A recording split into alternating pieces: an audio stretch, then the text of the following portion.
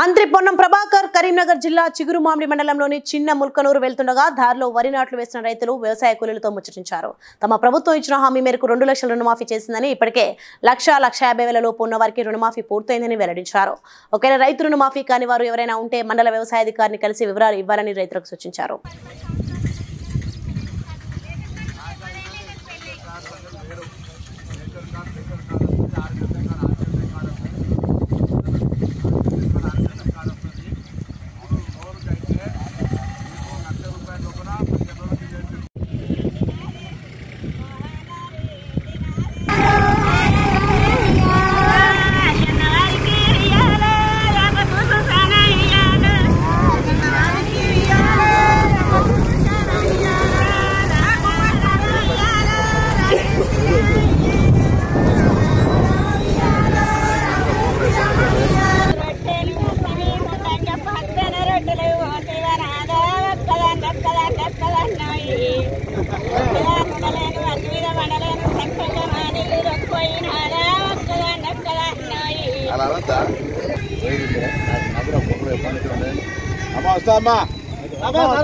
Please like and share, subscribe to BCN Telugu News.